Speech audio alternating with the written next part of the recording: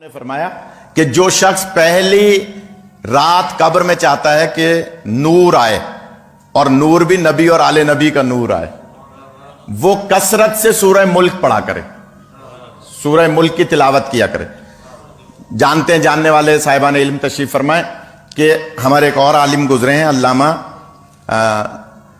حسین بک جاڑا صاحب، نام سنا ہوگا یقیناً۔ ان کی تفسیر ہے تفسیر انوار النجف، اس میں بھی ایک روایت لکھی ہے کہ سرکار کے ایک صحابی تھے جو مال تجارت لے کر کہیں سفر پہ گئے، راستے میں نماز کا ٹائم ہوا، کچھ آرام بھی کرنا چاہا تو نوکر چاکروں سے کہا بھائی خیمے لگاؤ اور مجھے یہاں آرام بھی کرنا ہے، نماز بھی پڑھنی ہے۔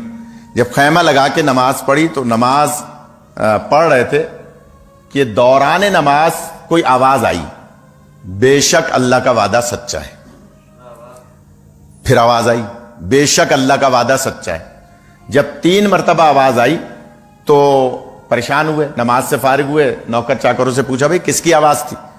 انہوں نے کہا کہ نہیں ہم نے تو نہیں سنی، آپ نے سنی ہوگی۔ کہا بھائی باقاعدہ آواز آئی ہے 3 دفعہ کہ بے شک اللہ کا وعدہ سچا ہے۔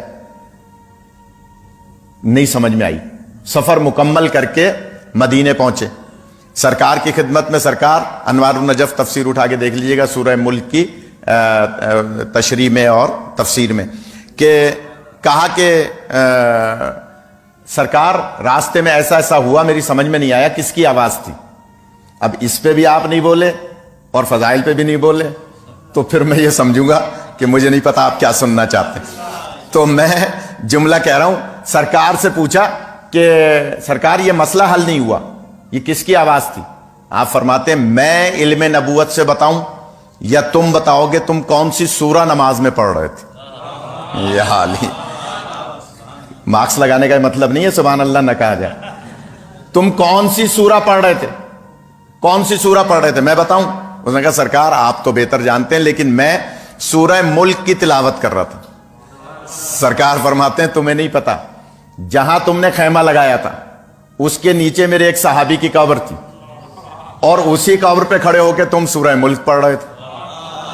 حوادث زمانہ سے اس کے نشان مٹ گیا تھا، تم نے وہیں خیمہ لگا کے اسی کی قبر پہ نماز پڑھی اور وہی تمہیں بشارت دے رہا تھا کہ بے شک اللہ کا وعدہ سچا ہے۔ خدا آپ کو خدا آپ کو سلامت رکھے۔ اس لیے وہ بشارت دے رہا تھا کہ وہ بھی سورہ ملک پڑھتا تھا اور تم نے بھی اس کی قبر پہ سورہ ملک پڑھی کھڑے ہو کے۔ تو اس کا مطلب کیا ہوا؟ جو دنیا میں سورہ ملک پڑھے گا اللہ اس کی قبر کو نور سے منور فرمائے گا۔